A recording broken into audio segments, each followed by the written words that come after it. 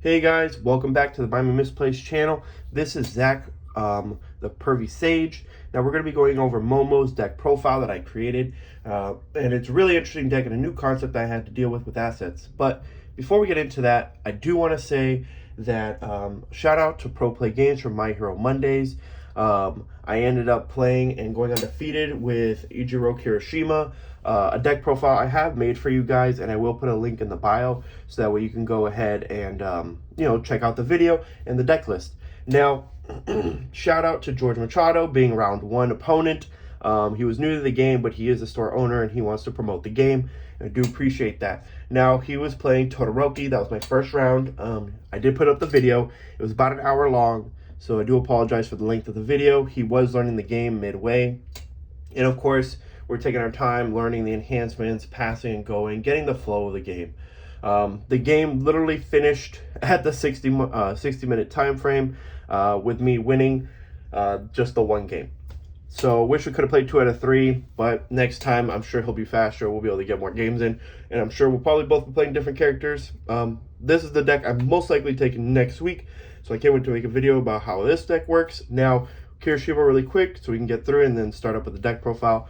My first round was Todoroki. I will say I was able to take a lot of advantage. A lot of Todoroki cards do a lot of stunning, and thanks to the stuns ability, and I play It Can't Be Healed, I believe it's called, or It Can't Be Fixed.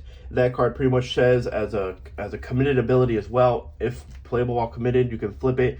And if a card was committed due to a rival's effect, like stun, you can build the top card of your deck. And we already know we go nuts about doing that with Kirishima. So that was a 4 of in the deck. So it was a very hard counter. And then the breakers, while they are difficult, a lot of my cards like coordinated efforts. If I'm blocked, I can build it into the back and then swing again with a new card. So things like breaker don't affect me too much if I can keep my 0 slot open as often as possible, especially after those first breakers. But besides that, the next game was Nomu.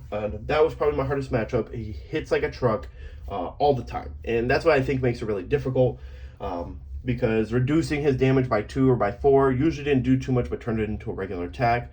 But I did make sure to completely block most, if not everything. His destruction effects aren't too harmful to me. Thankfully that I play the card, I'm trying to remember what it's called, the Precious Lesson. Now that's a response flip after one of your foundations is removed or destroyed. Build the top card of your deck. So it kind of equalizes the destruction that would come from his deck and destroying my foundations, because he did use Nomu and Shigaraki cards. But because I was able to keep up on my builds and then just build a very strong foundation that allows me to attack multiple times, being able to bounce attacks back to my hand or use attacks that state like take a foundation face down, add it to your hand, and put another one face down, was allowing me to keep grabbing attacks and playing more attacks. Eventually I was able to break through. That was a full match, and we actually finished in about 30 minutes, so it does go to show that once both players know how to play the game is much smoother and flows much faster.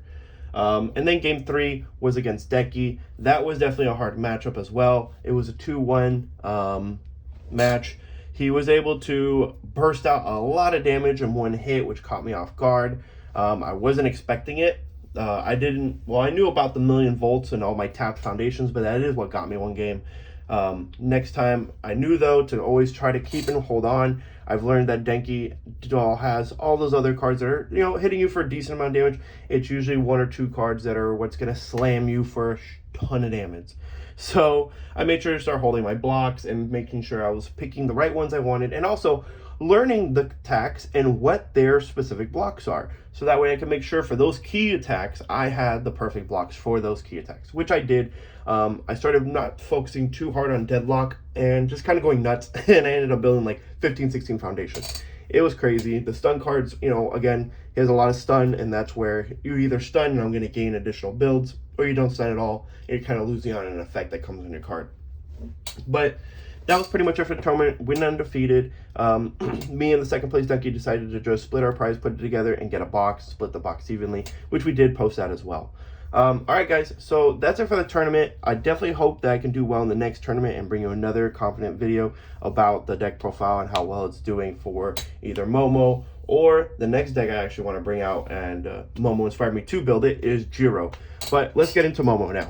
So Momo has a 6 hand count and 26 HP. You'll notice its enhanced abilities are: you can destroy 1 foundation to build 1 asset or weapon foundation from your card pool face up. This attack gets +2 speed, -2 speed. Now, I do want to give you a tip. You don't necessarily need to have something to build in order to destroy and get a +2, -2. You're going to find that destruction is very, very important. It's how we put stuff on the top of our deck in order to abuse her main asset card, and the first cards we'll be getting into. And also, just in general, controlling your foundation so that way you don't give deadlock. Unlike Kirishima, I don't believe that this deck would handle deadlock abilities as well as Kirishima does. Kirishima is just a very strong card and has so many foundations to block that usually a lot of deadlocks don't hurt too much. But her second ability is a once per turn ability. It is remove 1 foundation, add 1 weapon card from your discard pile to your hand. This is a tremendous ability. I did underrate it when I first started playing with it, and I wasn't trying to use it too much because removing was just, it seems so harmful because I don't plus off of it. But there is a card, the Precious Lesson, which we just talked about, that talks about the destruction and the removal of your foundations and being able to flip that card to build 1 face down. So once I learned that I was able to just try to manipulate those effects together, the deck started working out a lot smoother, and picking up any weapon was incredible. All the asset cards are weapons, all the attacks are weapons, and then there are foundations that are weapons. So again, very powerful card. Also, I believe any deck that can allow you to pick up a card and add it to your hand and you have choices to make from them, like the discard or your foundations, is really helpful in defense against blocking and picking out a perfect block when you need it as a defensive maneuver. Also offensively, lets you pick up those weapons or attacks that you really need to start pushing and finishing the game. And you're going to see that she has a very powerful attack that I have. The main reason I started playing this deck was just because of that 1 card alone. So let's get into the game, or to the deck. Now, first, like I said, we're going to go into the assets. Now, we're playing 3 Earphone Jacks. Now, Earphone Jack is a weapon asset that does come from the Jiro deck. Now, it's a unique, so you can only have 1 on field. I have learned, though, that with uniques, if you have 1 built and you build another unique, you have to destroy 1. It doesn't say you destroy the newest one, you just have to destroy 1. So, by that effect, if you have an Earphone Jack that is already committed on their turn and you end up building another Earphone Jack, you can pull out the committed one and leave the new one that was freshly built. Now, it's got 2 effects, both of them being responses. After you play an attack, discard the top card of your rival's deck. Period, point blank, that's what it does. If this attack, if the attack you played is a charge attack, it gets +1 speed. So Momo does have, I believe, or at least in my build, I have at least 2, maybe 3 that have charge and can gain that +1 speed bonus. But either way, it is milling the top card of the deck. Now, this deck does play some cards that lets me see my opponent's top deck in case maybe I want to discard it. But I believe the card that lets me see it anyway discards. But it's just milling a deck, and you never know. You might mill a really strong attack that your opponent might have drawn next turn, or something that may have helped them block. So it's not harmful to just discard a card off the top of their deck. And it is every time you play an attack. So as long as you haven't committed it yet, it's pretty strong. It is a 1 shield up block, which is, I believe, anything that's a 1 is pretty powerful. And because it's a weapon, we can add it back to our hand continuously. And because it's a unique, we're never going to fill up our foundation to the point where we're not going to be able to get them back. Now, I believe in one of my videos for tips and tools, I talked about assets. Now, assets go in the staging area like foundations. They cannot be committed for checks when you're checking your cards for play, but they are still very powerful cards. And the fact that if you noticed, and you've probably gone through all your effects, most things state foundation, foundation, foundation. That means a lot of effects don't account for or target the asset cards. So these cards are almost like permanents in a way, where they're very difficult to get rid of. It's very difficult for an opponent or yourself as well to get rid of them. But that being said, its second response is commit. After your attack deals damage, ready 1 foundation that has not been readied this combat phase. So that's a very powerful effect I like, especially when I'm trying to go for a game in this deck, which allows you to restand foundations, because you're going to end up tapping them eventually. And restanding a foundation or readying a foundation is in my opinion, a very powerful effect. I had a version of this deck with a lot of that restanding, but that was because I was missing a lot of cards. And once I found more of the Jiro cards, I preferred to do a good build with Momo, which I'm sorry, I should have disclosed this is a good Momo build. But my first version was a life build, which maybe if all goes well, maybe I'll rebuild that life deck and we'll check that out. Anyway, continuing on, so we don't keep going on forever. Now, her main card, Quick Creation. This is an asset it's a mid 2 block, so not so bad of a block either, especially being a mid, being able to block just about anything. It does have breaker 1, and it is a weapon asset. So again, you could add it to your hand, use that breaker effect, and abuse it. Now, its first enhance is commit. Add the top card of your discard pile to your card pool. This tech is plus or minus 2 damage. Now, of course, you can add any card, but that's not what we want to do, of course. We want to play smart, and we want to play efficiently. So you want to make sure that's when you can start abusing Momo's ability to destroy a foundation and then give plus 2 or minus 2 speed to something. So on your turn or on your opponent's turn, most likely on your turn than not, because you're going to want to use Quick Creation more on your turn, which allows you to commit and add the top card of your discard. So now those cards that you have flipped are going to be able to be reusable again and build them on the top, but because once you build them from up top, you can use Momo and other card effects to build them into the back. Now its second is a Deadlock Enhance, commit, double your weapon's attack speed and damage. I think I've only gotten this off once in playtesting, but I did get it off at the right time with her boss card and doing like 8 speed and 12 damage. But the Deadlock Enhance, I don't rely on those effects too much because not too often will an opponent deadlock themselves. So we'll move on now to the foundations. That is the assets. You notice there's 7 assets. I do only play 50 cards in this deck, so the foundations are a little bit tighter, but it's more specific foundations and boss key cards, which again, I can keep recycling and using, so I don't mind not having as many foundations. And all the asset cards do have a check 5, so I don't have to worry about lessening my checks or having less low checks, or more low checks, I should say. Now, first card, it can't be fixed. I love this card. It's a very good defensive card. Essentially, flip after you commit any number of cards due to a rival's effect. Build the top card of your deck face down. Playable while committed. Super strong card. It's a 0 play, 5 to check. Helps protect you from stun effects or dish effects that say, your rival commits one or commit a rival. And then it's a 1-up shield, so that lets us with easy top blocks. So I think there's not too much to go into this card. You can tell it's a very strong and defensive ability card. Now we'll get into Destined for mainstream success. This card says, flip, name the top card, name a card type, then reveal the top card of your deck. If the card matches the named type, add it to your hand. So I really like this card. I don't use it abusively to just try and snag cards constantly, but I will say I think it's most useful to just call an attack.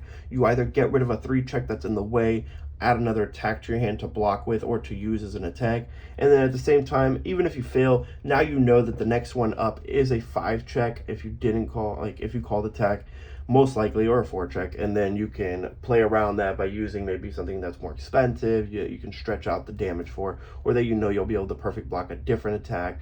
I think it's very useful to know the top card of your deck and to also manipulate that by calling attack. Other than that, it's a 2 shield mid, so pretty good defense and a 1 cost to play. Now the Precious Lesson, or a Precious Lesson. This card, I won't lie. When I very first started playing this game, I threw this in my Kirishima deck thinking it was good. I flipped, accounting for 5s and stuff. I would flip the 4 constantly on the check. And I instantly told myself, no, I'll never play a 4 check card. I'm just going to throw it out and play 5 check cards only, besides attacks, obviously. Of course, I grew, and I learned that this card is absolutely a very powerful card. Response flip, after one of your foundations is removed or destroyed, build the top card of your deck face down. So incredible effect, because now after some type of removal, you get to replace that removal effect. Also, because it's not a commit and it's a flip, you don't have to commit this card specifically to use its ability, which means if you did destroy something, it is 1 for 1ing and keeping an even amount. You did not lose out on committable foundations to use. Obviously, both of Momo's effects trigger this card, and this was one before I played Momo, so I didn't know as well, but both these effects are triggered by Momo's abilities to remove or destroy foundation to trigger her effects. So again, helping you even out without losing out too much foundations while using her effects and keeping them balanced. And of course, this is another foundation that we can continuously abuse. Remember, we have quick creation, so on our turn, when we're using them, blowing this up, putting it at the top, triggering the quick creation to put into our foundation again, that means at the end of the turn it's going to get built into the back again. Favorite combo, great combo. But yes, that's pretty much the gist of it. It is a 3-block mid shield, at least it's a mid, and you'll find that the high blocks, or the high expensive blocks, aren't going to be too bad in this deck thanks to some of the Jiro cards. Now we've got 4 copies of Preparing for Battle. Again, another underestimated card in my opinion. When I first started building the deck, I didn't realize that committing to discard one to draw one would be so powerful, because again, in combination with quick creation, you can tap that to build the card that you just discarded onto the playing field, which is again very useful when you're being offensive and you want to build a certain foundation into the back, or trigger certain combo effects that we're going to get into with the attacks as well. Besides that, it is a weapon and a breaker, so this is a must. This is a card you can grab to your hand, pick up, and again, we do build a decent amount of foundations where I believe we're going to be able to drop a 3-block low attack anyway, and then give them breaker 1 to make their next card more difficult. So the deck does have a little bit of breakers that you can keep adding to your hand and reusing their abilities, and then because they're weapons as well, you can build them in the back if you need to, especially after blocking. Now we get into some of the Jiro support. We're playing 3 plugin. This card says response, flip after a card, or after this card is committed due to a rival's effect, draw 1 card, playable while committed. So this is something, again, helps counter the stun. The response is cute. I don't think it's too important. Its flip effect is what I usually use it for. Enhance, flip, look at the top card of either player's deck, and you may discard it. Now, I have yet to use it for my opponents. I'm constantly using it for my own, so I can make sure what next card I'm going to be comboing with and seeing if I'm going to be using a certain card or two. Momo Boss card is a 6-cost card that requires a 2 combo card. That means there's got to be 2 cards prior to her, which means at the earliest you're playing her as a difficulty +2. So being able to see what the next card is, possibly removing that attack out of the way so you can play the card, is very important. But it's not the main card of the deck, so I only play 3. Now, this is one of my favorite Jiro cards. I love it because it's a response, so it's the first thing to trigger. It is the Specialist of Sound. Now, response, after you check this card, reveal the top card of your deck. So it lets me see what my next card is, shows it to my opponent, but most likely I'm going to be playing another card after this card is checked. Very rarely am I not. And if I don't, and my opponent knows it's a weapon or a certain check, they might do a certain play, and at least I could possibly try to play around it in different ways. I do have cards that build off the top of my deck, so hopefully we could just build it if it's an attack to get it out of the way. If not, and it's a foundation, now they know that I have a pretty good block coming up. And its second is response, commit. After an attack is played, it gets -3 speed. I love this effect. Usually cards have certain conditions to drop their speed by 3, and they're usually enhancements, so possible things like flash can stop you from doing that, especially when they're going for game, or just any way of ending the enhancement phase. So responses are very powerful in my opinion. They'll trigger before they even get their first enhance off, minusing that 3 attack. And again, if I can perfect block at least the first 2, even if they have to clutch that 3rd attack, there's most likely not going to be a 4th attack, and if there is, hey, at least I was able to perfect block 1 to 2, and this pretty much helps guarantee that perfect block. All right, now we get into Momo's main foundation card, which is Rising Starlet. Now, response is after you build this card, gain 1 health. So this is one of those cards we're going to want to destroy and abuse to keep gaining health and keep regenning. It's not incredible regen, but it's enough. And then it's enhanced on your attack. Only your attacks, it can't be your opponent's. You can flip, build 1 asset or weapon foundation from your card pool face up. So a powerful card when you're building assets onto your field and you want to put them in the back and build them, or even bringing another Rising Starlet from the front to the back, flipping it so that way you gain that 1 health and then you technically still have the same effect. Powerful card. I'm so glad it's not unique. I was worried about Momo's cards being unique, but none of them are. So that's good. Of course, Jiro's cards are unique because, I mean, hers are pretty good. So that's it for the foundations. Now we'll get into the attacks. Now the first attack is going to be Improvised Blade from Jiro. We're going to go over Jiro's cards first. Now, this is characteristics weapon, of course, and combo charge. So if you play it after a charge attack, you can activate its combo enhance. Its combo enhance is this attack gets +1 damage for each card in your card pool. You're going to find with Momo, we can fill our card pool up tremendously. And when we get to the pause card, you're going to see that it can get pretty ridiculous. Besides that, it's a 3-speed, 4 damage mid attack. And then it has a deadlock enhance. This attack gets +1 speed and +1 damage for each card in your card pool. So that's an additional +1 damage. Now you're getting +2 damage for each card in your card pool, and you're getting that +1 speed. Again, deadlock, we're not going to rely on that effect, but it's still really good to know, and it's a very powerful card. This card is a good beat stick card with my deck, and I usually don't use it immediately. I kind of save it for my combos. Now we have Unwavering Slash. This card is a powerful 2, so you can definitely pump its attack up by a decent amount. Enhance, discard 1 card, build 1 asset from your discard pile face up. That's an incredible card. I love that I can just build a card from my discard face up into the stage area. I don't have to put it in the card pool. I don't have to move it to the back. Sometimes it's gaining advantage to put in the card pool, but specifically it is for an asset. And so I can pick up either the Ear Jack or I can pick up the Quick Creation and then just trigger off Quick Creation when needed. This is a charge and a weapon card. So this is going to help trigger our previous attack that we just went over, Improvised Blade. And at the same time, it's a weapon, so you can pick it up and abuse it with other cards that are going to require a weapon in order to trigger their combo effects.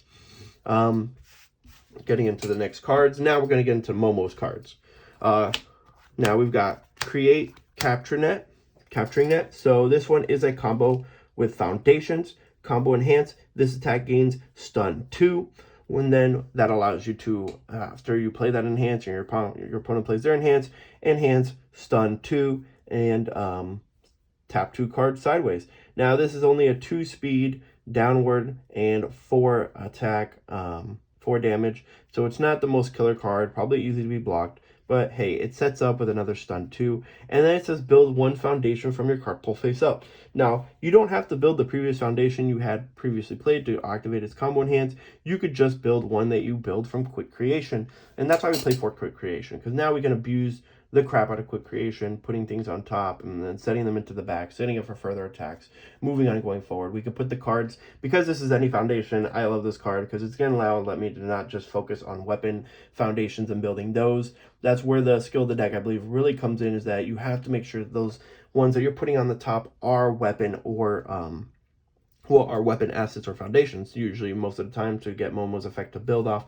or other effects to build off. But this one lets you build any foundation.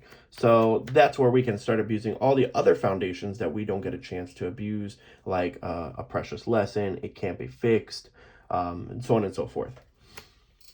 Now her next attack, love this card too. This is Create Bow Staff. It's pretty simple. It is a 4/4 mid attack. Enhance, add 1 asset or weapon foundation from your discard pile to your card pool or hand. I love that effect. Lets you pick up a card into your hand if needed for a block for the following turn, or at least build it on the board. Yeah, picking up the asset means I can pick up Quick Creation for a future block, or again, putting it on the board so I can either build in the back or just creating more for combos effects, like playing this attack, then going ahead and building a foundation. So you can either play the Create, Capture Net, or we can play her boss card, which we're going to go into right now. But that's about it for this card. It is a weapon card. Again, all the attacks have weapon on them. Some of them have charge as well. Create, Capture Net actually does have charge, so it can trigger that Earphone Jack to gain +1 speed. And now, the boss card of the deck. The card that, honestly, in my opinion, is so overpowered. I'm so glad it doesn't have a 2 check, because I thought it would because of how strong this card is.